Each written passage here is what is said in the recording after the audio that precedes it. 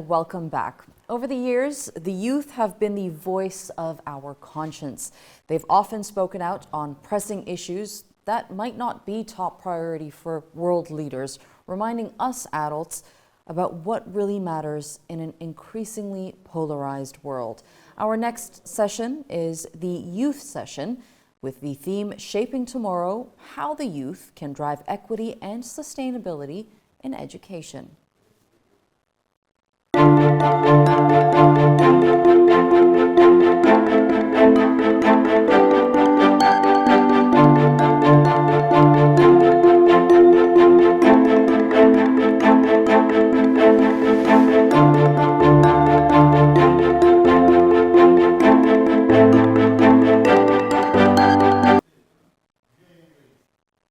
It is with pleasure that I introduce the next panel. The moderator of this discussion is Dr. Hasan Umut, Assistant Professor at the Department of History at Boğaziçi University.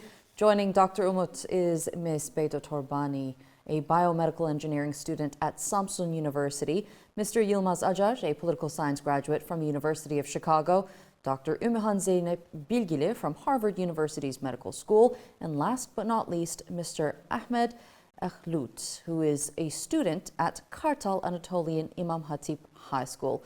Looking forward to the discussion. Professor Umut, over to you.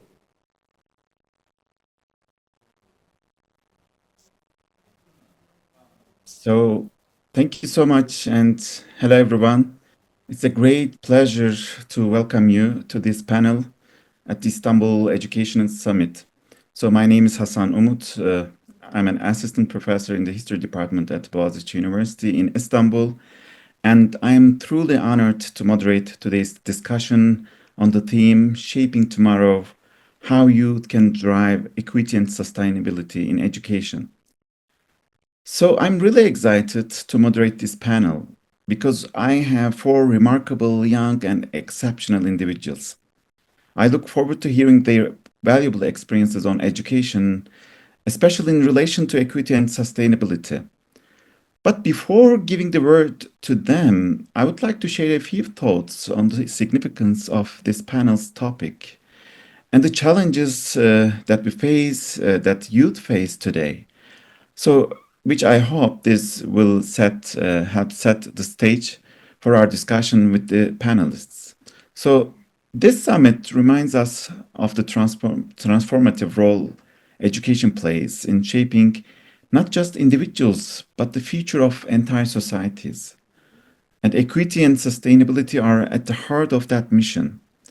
So, how do we create education systems that serve every learner, regardless of their circumstances?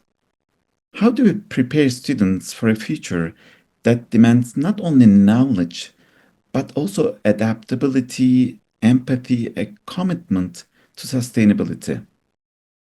So at the same time, I believe we cannot ignore the challenges facing today's young people. These challenges directly affect their ability to succeed in education and beyond. And in this respect, I really want to highlight Jonathan Haidt's book titled The Anxious Generation: How the Great Rewiring of Childhood is Causing an Epidemic of Mental Illness. So this book is important because I believe it remarkably demonstrates that there is an alarming rise in mental health struggles among adolescents, with very high rates of anxiety, depression, and self-harm in the recent decades. So this shift did not happen by chance. The author traces it back to profound changes in childhood experiences, particularly the decline of unstructured play and exploration, replaced by an increasing reliance on digital devices and social media. So these changes have disrupted critical social and neurological development in young people, and they face pressures that previous generations could barely imagine. Constant social comparison, the fear of missing out, fragmented attention, and a pervasive sense of perfectionism. So according to Haidt, Girls are especially affected by the harmful effects of social media, while boys are spending more time in the virtual world, which creates different challenges for them. So, this author's research is a serious reminder that we cannot separate education from the broader realities shaping the lives of young people. If mental health is getting worse, if meaningful social connections are being replaced by fleeting digital interactions, then no curriculum or policy can fully succeed without addressing these underlying issues. Education should go beyond simply transmitting knowledge. It must cultivate resilience, support emotional well being, and provide environments where students feel valued and connected. But I believe there is hope. So, Haidt highlights that this crisis can be overcome by working together, namely parents, educators, tech companies, and policymakers. We can change these patterns and create an environment where young people can succeed. This includes rethinking how technology is integrated into education and how we can encourage a more balanced childhood and young life. And I truly hope that this panel gives us valuable insights about this challenge and more. In this session, we are hosting bright and talented young people who not only face these challenges directly, but are also thinking about ways to improve education to make it fairer, more sustainable, and better aligned with the needs of their generation. Their insights will hopefully inspire their peers to raise awareness about this important subject and provide valuable perspectives to policymakers at the Maarif Foundation and beyond. So, equity and sustainability are the key terms of this panel also. And therefore, as we listen to our panelists, let's remember that equity is not about one size fits all solutions. It's about understanding and addressing diverse needs. As for sustainability, it's not just about preserving resources. More importantly, it's about creating systems that endure and uplift. So, with that in mind, let's turn to our remarkable speakers. Ümmühan Zengin Zeynep Bilgili from Harvard Medical School, Yılmaz Acar, a graduate from the University of Chicago, Beyda Torbani from Samsun University, and Ahmet El Kahloud from Kartal Anatolian Imam Hatip High School.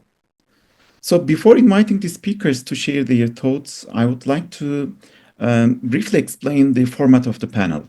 I think it would be better. So it will consist of two rounds, basically, and in each round, our panelists will have 5 minutes to share their remarks. The first round will focus on their individual perspectives on the topic, while the second round will involve more interaction and engagement with the views of their fellow panelists. And I hope this format will make the panel both dynamic and collaborative exercise in collective thinking. So now let's start. So our first panelist is Ümmühan Zeynep Bilgili. Ümmühan Zeynep works at Harvard Medical School, focusing on surgical research, robotic surgery, and inflammatory bowel disease, IBD. So she graduated from Bezmialem Vakıf University in Istanbul and gained further training in Turkey and the United States. Zeynep, her research mainly aims to improve surgical results and patient care for IBD. And she also takes part in international studies on gastrointestinal health. As a dedicated teacher and mentor, she supports young medical professionals and she shares her work at international conferences and her studies published in very well-known journals promote effective methods to improve patient outcomes. So Zeynep, let's start with you.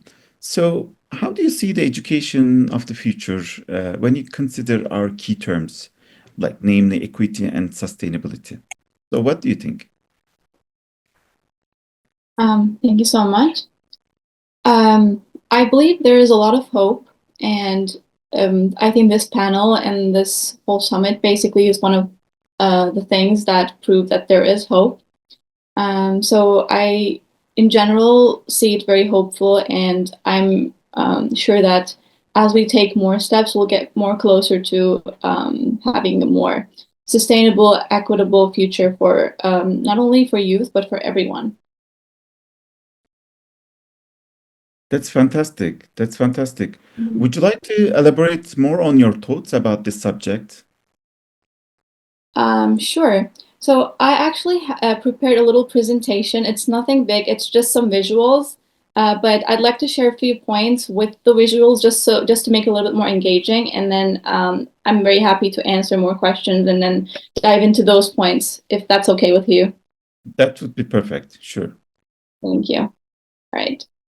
I'll quickly go and share my presentation, hopefully with no time to be wasted. Um,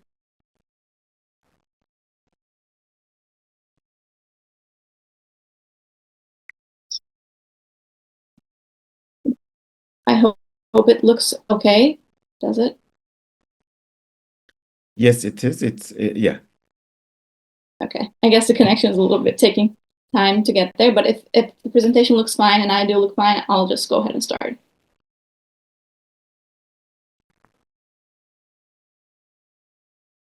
Yes, now it's ready. All right. Zain, you can All continue. right. Yeah. Thank you so much. So as I said, it's just some images and visuals.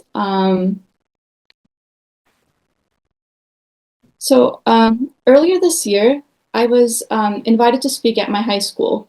And I had this moment of deja vu. I saw rows of young faces, bright, curious, full of potential. But behind their eagerness, I noticed a familiar uncertainty that I had. What is next? And how can I, just one person, make a difference in the world? Well, that question stayed with me, and it's not just something students wonder. It is a challenge for all of us. How do we empower young people to shape a more equitable and sustainable future? And as I guess that's why we're here today, and I'm so excited to hear everyone's opinions. Well, think of bird's nest. Birds build them from whatever they can find, twigs, straw, even plastic, as you see in the picture. So youth do the same with the resources we give them. They use what's available to create something extraordinary, often despite the imperfections of the system. But what if we give them better tools? Equity in education isn't just about handing out the same materials as you mentioned. It is about ensuring that every student, no matter where they're from, has resources and opportunities to thrive. Um, so I'm going to talk about the stethoscope metaphor. I'd like to call it that way. In medicine, we use the stethoscope to listen to organs. It's a simple tool that revolutionized how we understand the human body. Well, what makes it remarkable isn't just its invention, but what it represents. The importance of listening carefully to what can't be seen with naked eye. So I believe education needs its own stethoscope. We must amplify the voices of students, teachers, especially those often overlooked, and truly listen to their experiences and aspirations. Only then we can design systems, I believe, that reflect their needs and potential. Again, in medicine, we're always looking for the root cause. For example, if you have a cough and you go to a doctor, our main goal will not be to stop that cough, right? Our main goal will try to understand what is making you cough. So, if a student zones out in class, let's say, maybe it's not them. Maybe we need to look into the root cause and I don't know, maybe the PowerPoint needs association. So, I've seen very different scenes. As a doctor working in underserved areas, I've met students whose potential was trapped behind systemic barriers. And right now, as a researcher in Boston, I've worked in spaces brimming with resources, but often siloed by privilege. In both worlds, though, I recognize that one truth is clear. It's that youth aren't waiting for permission to create change. They're already building the future with whatever tools they have. So our responsibility is to ensure that they have what they need to not just survive, but thrive. Um, edu Education overseas offers a wealth of lessons. In some systems, collaboration is key. In others, it's resilience. Well, Education overseas, I believe, isn't just about studying abroad. It's about creating a shared future where learning knows no borders, and Marif is contributing to that a lot. As these students will work and travel all around the world, they will be fundamentals of the global education, maybe like as we are. In global health, we have a common saying that I really like. It's think globally, act locally. I think what works in one context won't always translate to another. So our goal must be to create education systems that honor local needs while drawing on global insights. Well, education can be expensive. I'm sure Mariv's treasurer found people will agree with me, but hear me out. The World Bank estimates that failing to provide quality education costs the global economy 129 trillion in lost lifetime earnings. This number is staggering, but it's more than just a statistic. It's a reminder of the extraordinary ideas, dreams, and contributions that world loses when we don't invest in equitable and accessible education. It's a loss we can't afford, not for the economy, and I believe certainly not for the human spirit. Well, in the last bit, I want to tell you about the Post-it note. So it was invented by accident. A scientist trying to create a super strong adhesive ended up with the one that barely stuck. So it could have been dismissed as a failure, right? But a colleague saw potential, and now it's one of the world's most useful tools. So I believe this is what education should do. Give students room to experiment, to fail, and turn the unexpected into something extraordinary. Youth today aren't waiting for us to fix the system. They're already changing it. So we have to make sure that they have the tools, freedom, and support to keep going. I believe this summit is a very important platform to support all these ideas. And we've been listening to a lot of talks that inspire us in the previous talks. And I'm very excited to hear what others have to say. And thank you so much for your attention. I'll quickly stop sharing so that I can go back to my screen. Yeah. Thank you. Thank you So very that will much. be the first part. Well, thank you so much for your very valuable remarks. You are absolutely right, by the way. So we should make more room for future generations, right? So that they could try and actually they could be inspired by their own experiences, right? And Exactly. also, meaningful changes should come from this perspective. So your Mhm. your remarks are very valuable. Thank you very much. So Thank you. so let's continue with Yılmaz Acar. So Yılmaz is from Mardin in Turkey, and he graduated from Ibn Haldun University in Istanbul, having dual degrees, bachelor degrees in political science and international relations and Islamic studies. He also completed a master's degree at the University of Chicago, focusing on Middle Eastern politics and Turkish foreign policy toward the MENA region. And Yılmaz also participated in training at Université Mundiapolis in Morocco and George Mason University in the United States. And he also completed an internship in Germany. He is fluent in Arabic and English, and he has received awards, including Best Debater at the International Arabic Debating Championships. Yılmaz writings have appeared in different outlets, including TRT World and The Diplomat. So, Yılmaz, considering the significant challenges facing today's youth and humanity, so how do you perceive the role of education in addressing these issues? Maybe more specifically, so how do you understand maybe morality and values in education? Good afternoon, Professor Hassan. Thank you so much for the kind introduction and for the previous presentation. Thank you, Zainab. It is my great pleasure to be speaking here in this youth session of the Istanbul Education Summit. I extend my heartfelt thanks to Istanbul Turkish Maarif Foundation for this kind invitation. And as we came together to discuss, to explore the transformative role of the youth in advancing the equity and sustainability in education, I want to focus my speech on first on one of the topics that you mentioned about the necessity of morality and value integrated education as a foundation for sustainability and equity in education and in educational future. And under this theme, I will argue that when education is rooted in values, it becomes a transformative tool for fostering justice, sustainability, and intergenerational equity. And at the heart of this approach is actually the concept of Ma'arif, coincidentally, not just this institution that hosts us, but also as an optimum Islamic educational model that harmoniously integrates ta'lim, which is instruction, with tarbiyah, which is character development, emphasizing the cultivation of values and virtues as a foundation for meaningful learning. And if we find time in the second round of the speech, I want to focus also about what the youth have done so far, and what is the role of the youth activism as a driver of positive change in education systems. And I want to give two examples based under this theme. The first one from the historical perspective, an historical example, which is both are taken at the University of Chicago, actually. And the first one is the civil rights movements in 1960s. And the second one is the contemporary pro-Palestinian student movements.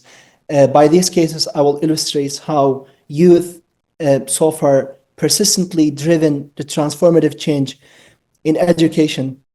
But with these themes in mind, let us first delve into the first topic, which is why we need an educational model that is centered on morality and that includes and integrates the values. I believe that a sustainable and equitable education system must be rooted in ethics and in virtues. And education should not merely prepare the individuals, the students, for the workforce, but also should nurture a character and cultivate a sense of responsibility toward others and toward the society. We often tend to associate education and sustainability with economy, with environment, with these dimensions, but it is equally about intergenerational justice and equity, which means like we ensure that today's education system supports the well-being of the future generations without compromise, but also the contemporary generations across the world. So achieving sustainability in education requires an educational model that integrates these ethical values and that fosters a sense of responsibility toward both the present and future generations. Personally, drawing on my own experiences both in Süleymaniye Madrasa, studying and experiencing the classical Ottoman Madrasa tradition and modern academia, I believe that the Ma'arif educational approach that I mentioned, it offers a holistic framework for sustainability in education. It combines, as I said, the ta'lim with tarbiyah, the instruction with the character development, because knowledge without a moral compass does not necessarily lead to good, but a value-based education does.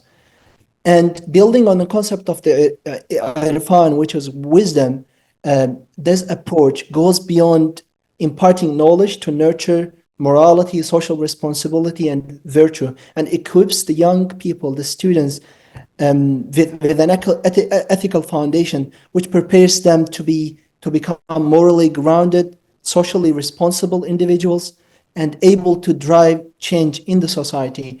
This is actually also rooted in the Futuwa perspective, which is a Sufi-inspired tradition that also emphasizes virtues such as humility, generosity, and brotherhood. And as its root word actually suggests, fata, which means youth, this Futuwa approach, which is also connected with the Ma'arif, focuses on the moral and ethical education of the students, and it aims to create virtuous youth as agents of positive change to a just society. And it is actually not confined to the approach of Futuwa, the principles of Futuwa. are not confined to Islamic or Ottoman civilization. We can find these moral values which are universal. We can find them in samurai code of Bushido in Japan, for example, or in the ideals of the chivalry in the Western medieval Christian Europe. But they all share a common thing, which is emphasizing the cultivation of virtue, integrity, and a sense of responsibility toward other people in the society. So with this approach, education is not confined to classrooms. It is a community-oriented approach that gives the individuals a sense of responsibility, the youth. And I believe that personally, having all this experience from Mardin to Chicago, I believe that this, in the power of transformative power of education, education becomes meaningful when it transforms the individuals into better people who serve their society, who stand in solidarity with the oppressed people, who extend a hand to those people who are in need. And actually, this belief guided me and many of my friends at Ibn Khaldun University during the devastating earthquake in Turkey last year in 2023, February. We left our classes to lead recovery efforts, and we worked closely with the communities, local communities there. And we shared meals with people, we shared shelters with the refugees in the freezing conditions. And it convinced me that education is meaningful, and it's truly meaningful when it brings positive change in people's lives. And in this regards, perhaps one of the proudest moments of myself, as you mentioned in the introduction, in my educational journey, was that when my story went viral in Turkish media, not for recognition, but because it allowed me to inspire the children of my village, making change in my own community, just as like Nobel Prize winner Professor Aziz Sancar inspired me. So I believe that education system, which is rooted in values, an education approach that is rooted in values and virtues, not only transforms the students, the youth, but also shapes the society as a whole. And without a morality and value integrated educational approach, which focuses on nurturing this virtuous youth, virtuous generation committed to serving the society, I believe that achieving equity and sustainability in education and educational system is very difficult. But what happens when these educational institutions lack a foundation of morality and values? And how have the youth in the history and contemporary times fought to achieve equity and sustainability in education? I believe I can talk about these in the second round if we have the time, based on my experience here at the University of Chicago. Thank you so much. Well, many thanks, Yilmaz, for your very important points. So you have stressed how important ethics, values, and virtues are for establishing a better educational environment. And based on your experiences in traditional and modern education, you also pointed out the importance of a holistic perspective, right, in education. I think these are very important points to add. So let me continue with Beyda Torbani. So Beyda is from Prizren, Kosovo. She's a second-year biomedical engineering student at Samsun University in Turkey and a proud graduate of the Turkish Marif schools. Passionate about science, education, and technology, she led Kosovo's first team at the first robotics competition, gaining skills in leadership and problem solving. Beyda has contributed also as a columnist for İyi magazine, sharing ideas on education and community development, and serves as the student leader for Türkiye Marif Vakfı in Samsun.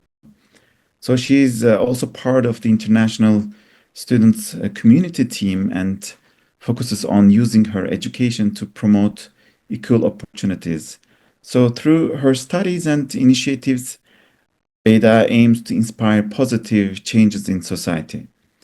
So Beyda, considering your active role in promoting education and development among young individuals, so I'm really curious about, hearing your perspective based on your experiences. So, how do you envision the future world? And what role do you believe education could play in fostering equity and sustainability? Thank you so much, sir, for the introduction. I would first like to greet everyone, the Honorable Minister of Turkish Mari Foundation, dear guests, ladies and gentlemen, good afternoon to you all. As you said, Hasan Hocam, I'm Beyda Turbani, a student from Kosovo, currently studying biomedical engineering in Samsun University. It's both an honor and a privilege to stand in such a esteemed gathering today. I would like to first thank Turkish Mari Foundation for organizing this event. When countries make decisions about health, they make sure that a healthcare professional takes part on the session. If they are talking about security, of course, there will be a security expert. So if we are talking about education, there must be a seat for the students on the table, as we are the essential part of education itself. Young people play a critical role in shaping and proposing solutions and the feedback they provide. But to truly contribute, young people first must be ready for this responsibility. We must think critically, distinguish between good and bad, and also know the skills how to expose our ideas. Only then can our voices effectively inspire and shape a better educational system. I'm proud to have been a graduate of International Math Schools of Kosovo, whose mission isn't just educating, but also raising virtual individuals. What does a virtual individual mean, and how does this affect the educational system? I will try to actually explain these points by giving experiences. First, it means to think beyond personal interests, to have empathy for others. For example, I remember we had a competition of running in my school, and I lost to my friend for a little milestone, and I went and I hugged her to congratulate her. The teachers that witnessed this moment awarded me with another medal, not for winning, but for showing kindness to my friend. This was a good message for me that it's not always about winning, it's also about how you treat others along the way. Second, as we all know, is self-confidence, which is the key for empathy. If we do not love ourselves, our ethnicities, our roots, how can we respect and love others? In Marif, even though it was a Turkish-founded school, it was giving, for example, education in Albanian, which is a sign of respect to our heritage.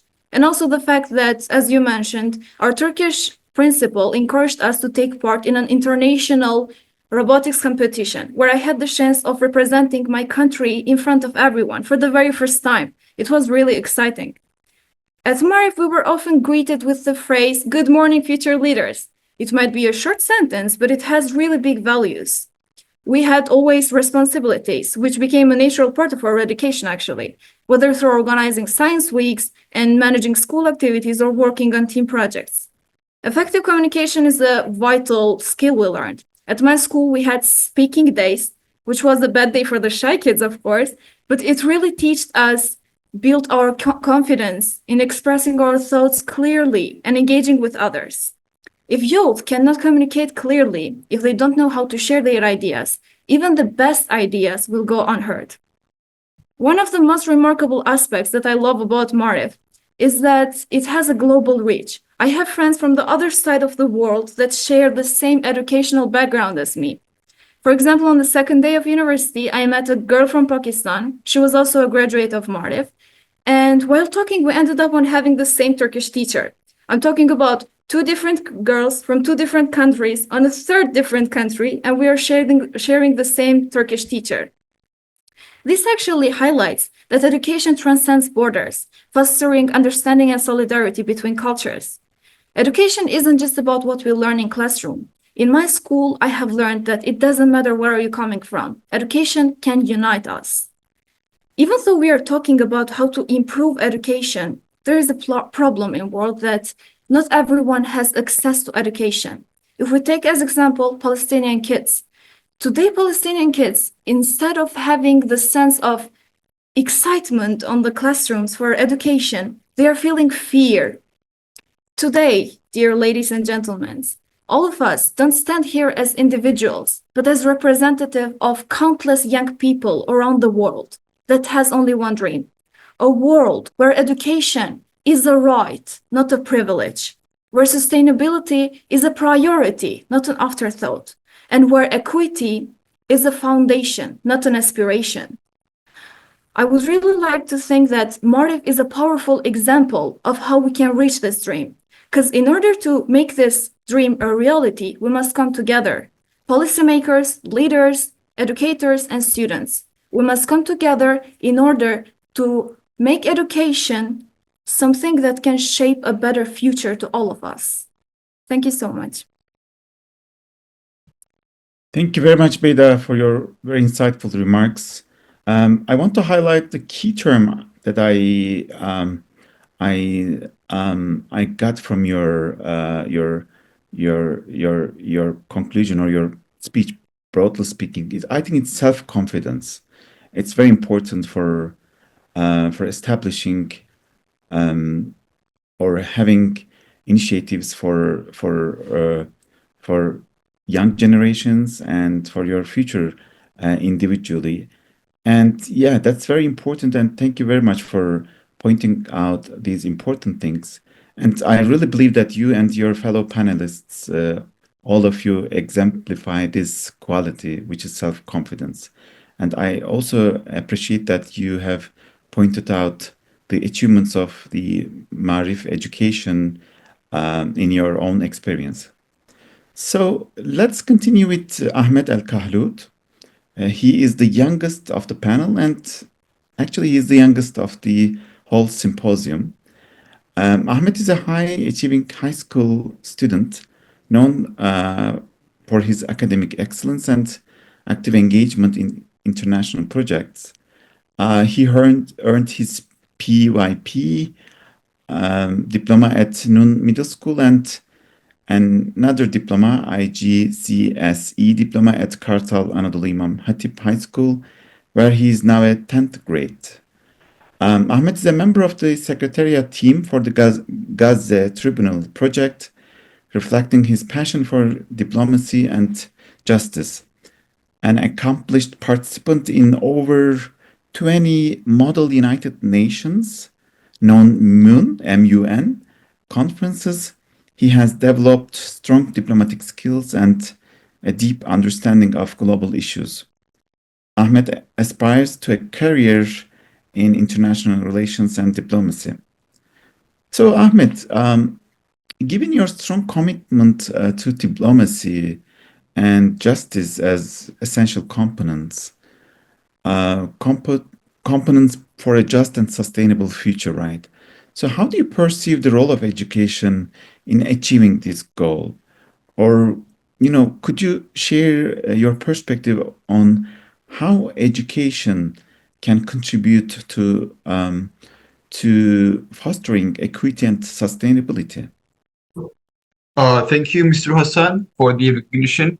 So, education is one of the most important components in our life, since it's rooted with morals and values, which is very important for part of our lives.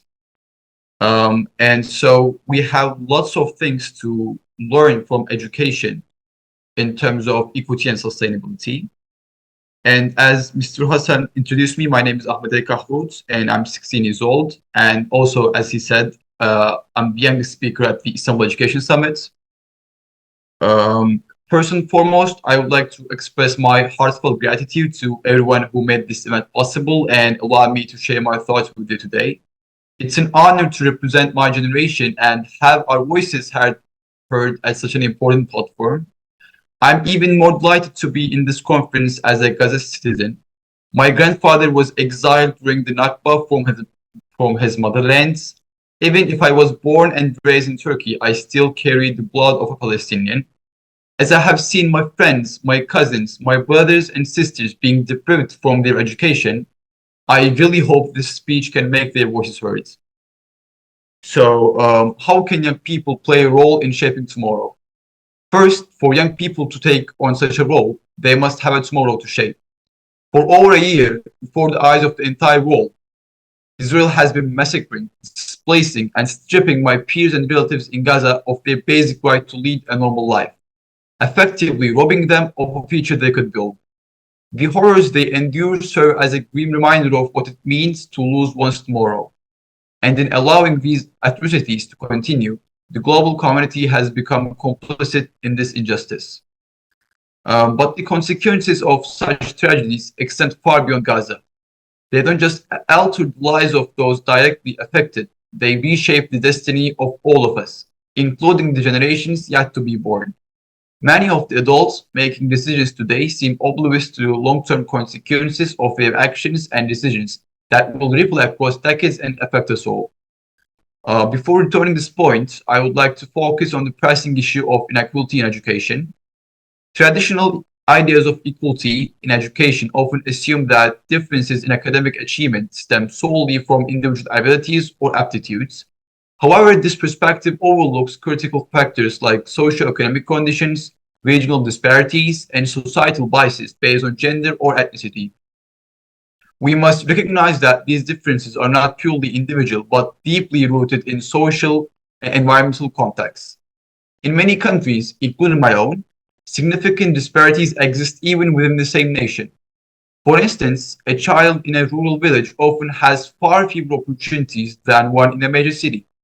Such inequalities undermine the global efforts to achieve the Sustainable Development Goals, which are designed to address pressing global challenges, including poverty, inequality, and climate change. SDG 4, which is Sustainable Development Goals, specifically calls for inclusive and equal quality education for all, aiming to ensure that no one is left behind. Yet, achieving this goal becomes incredibly challenging in the face of such disparities. Without addressing socioeconomic disadvantages, regional disparities, and systemic discrimination based on factors like gender, ethnicity, or religion, it's impossible to create a truly equal education system.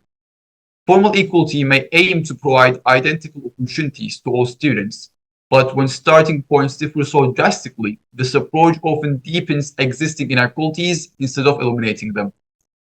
Education must do more than improve individual lives. It's a vital tool for societal development.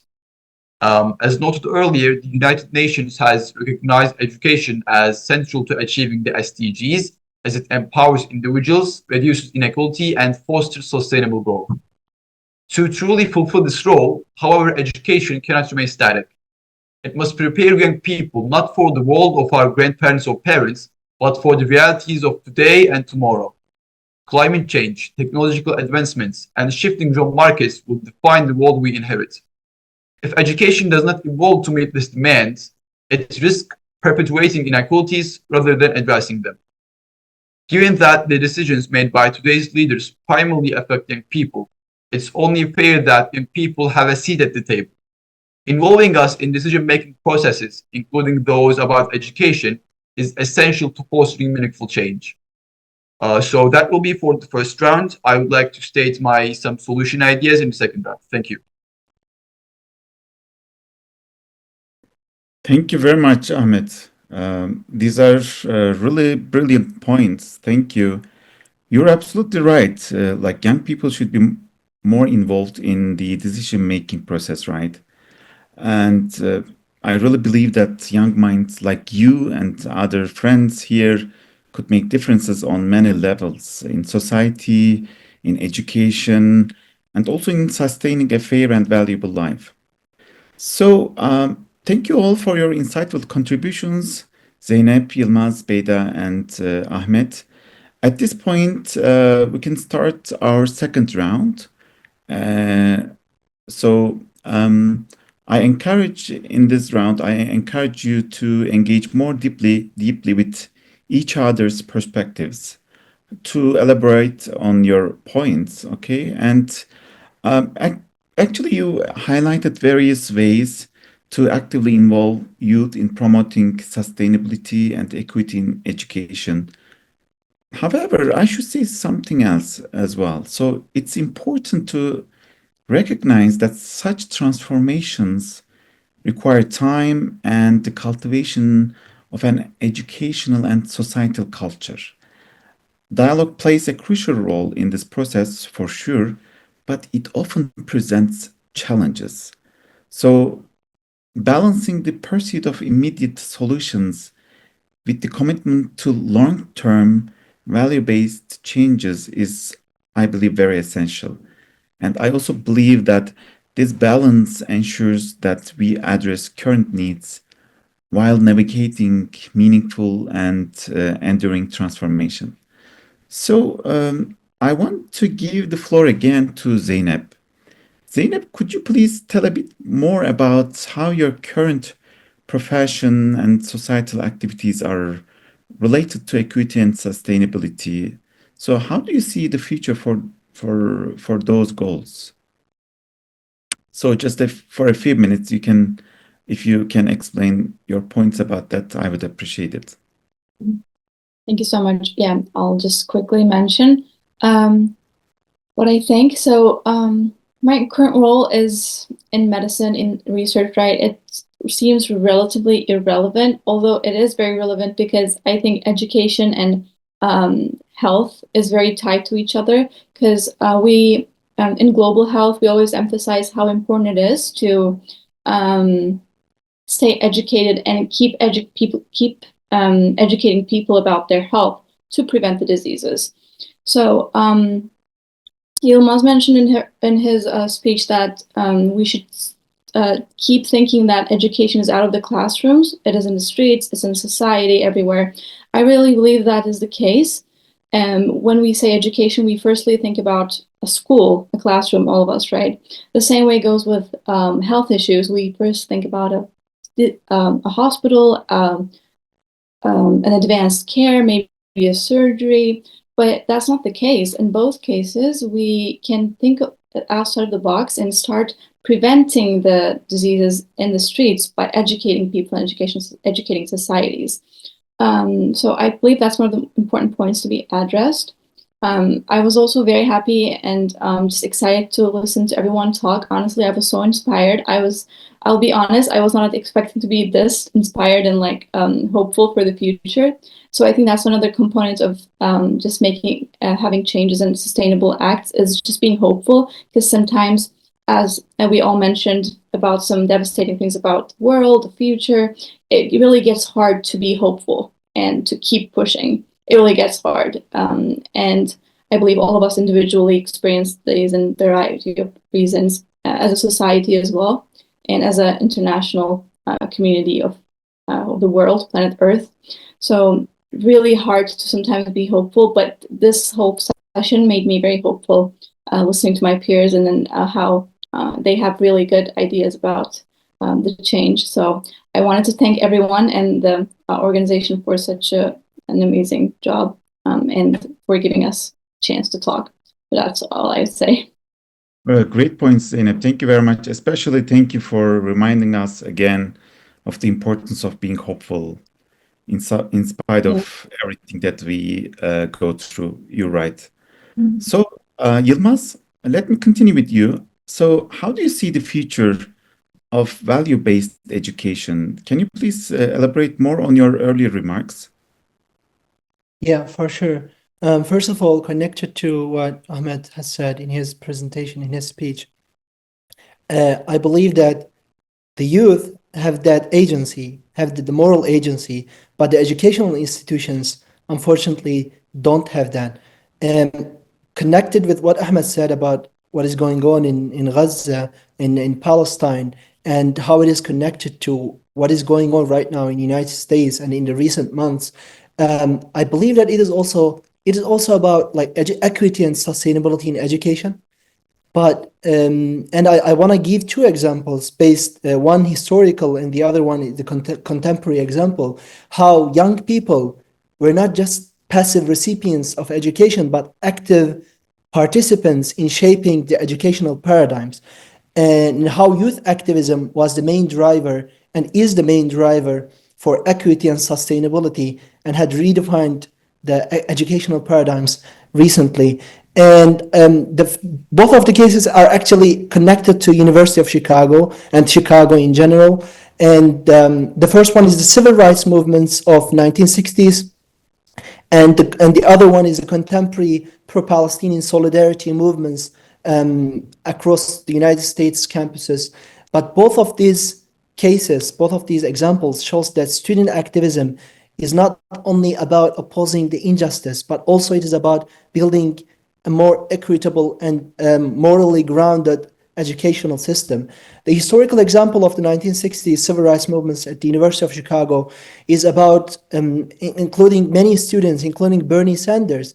They fought against the segregation in public schools here, and it was a grassroots movement, and it challenged the use of Willis wagons, as famously known, which were mobile classrooms placed in overcrowded black schools, and in order to perpetuate the segregation in Chicago's educational system. But what the students did, like Bernie Sanders and his friends, who were students at the University of Chicago, they skipped their classes, they joined the black community in blocking the installation of these trailers, and including Bernie Sanders, many of the students were arrested, they faced government surveillance, repression, but their effort finally laid the groundwork for dismantling this segregation in the Chicago schools. And it showed us that the students, the youth, have the power for that transformative change. And it also showed that change comes from the grassroots, not from the institutions. And in connection with that, we see a very similar scenario right now with the genocide taking place in Gaza. The pro-Palestinian student movements that are sweeping across U.S. campuses, including the University of Chicago, the students come together and they call for institutional accountability. They demand the universities, educational institutions to divest from companies that are complicit in apartheid and complicit in the genocide that is taking place in Gaza. Because the students are asking this question, the youth are asking this question morally. They say, how can an educational institution claim to champion sustainability while investing in apartheid and genocide that have decimated all the schools in Gaza, killed tens of thousands of students, as Ahmed just mentioned? And if sustainability in education to be achieved, in my opinion, we must first fulfill our responsibility, not just for the future generations, but for the contemporary generations right now.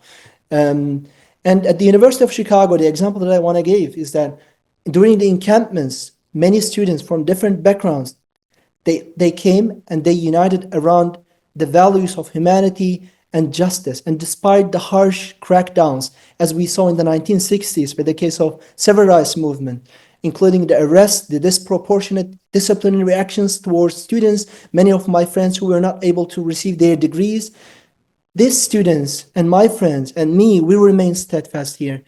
And because in the face of an educational institutions, which is weaponizing the so-called principle of institutional neutrality, the youth have refused to remain neutral. Because as moral beings, youth, we cannot stand neutral in the face of genocide, because we know that neutrality in such circumstances is complicity.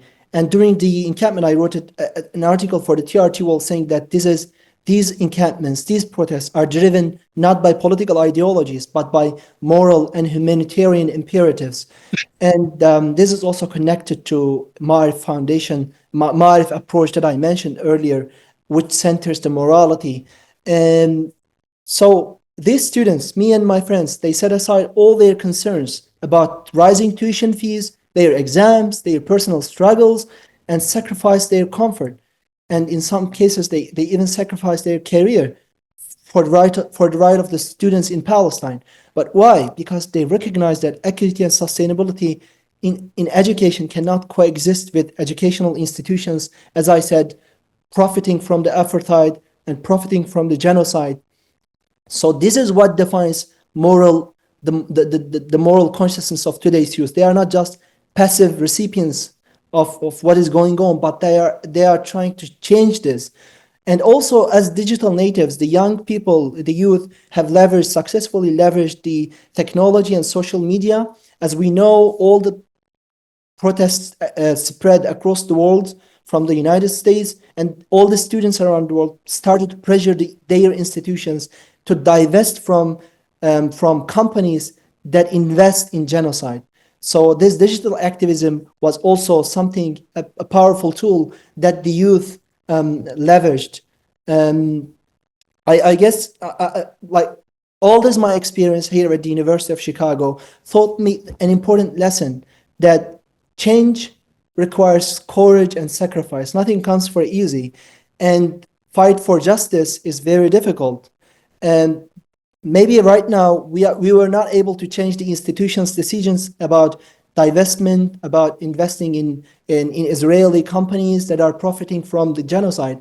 But we know that based on the historical example that I mentioned, as Bernie Sanders and his student friends were successful in changing the educational system here in Chicago that was based on segregation of the black community, we know that they were successful and they remained on the right side of history. We also believe that we are on the right side of history. Maybe the change is not today, but tomorrow, in the future.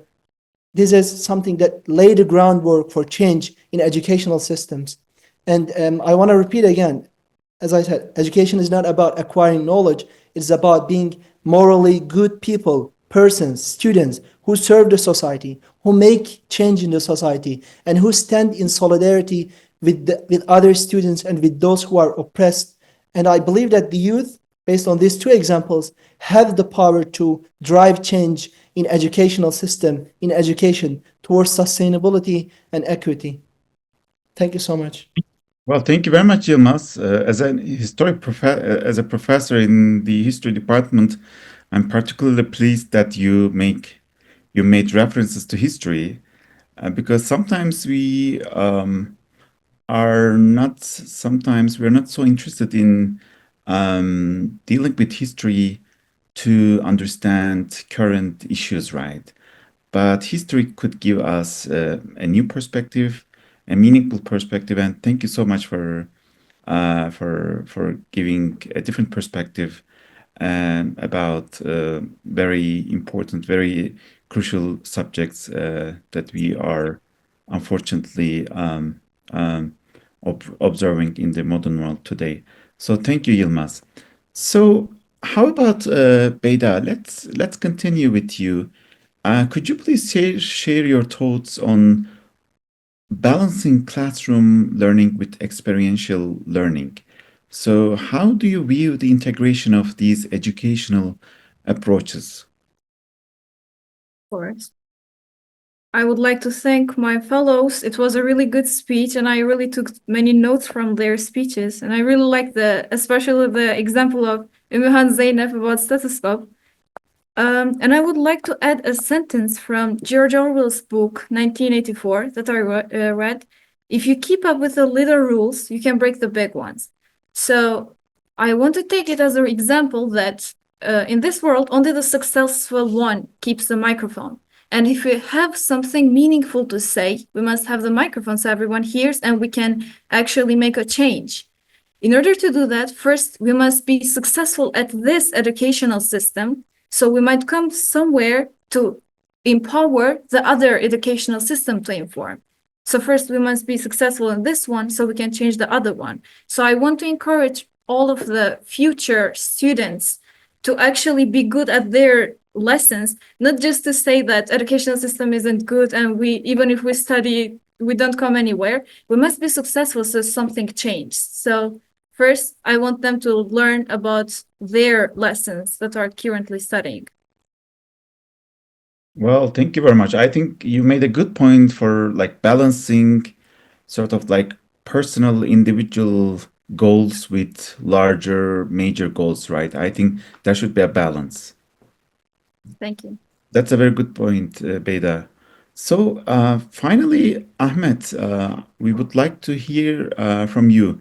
So could you please, elaborate more on your thoughts that you have mentioned in the first round? So actually, I want to ask you particularly how to sustain dialogue among young generations across different nations. So you have good experience with the MUN models. So how did it contribute to you or having a good understanding, a sense of dialogue? Yeah, what do you think about that? Thanks for the question. It's a great one. So yeah, in modern United Nations conferences, we have lots of students from every part of the world. And of course, every one of them they have a different culture and a different belief.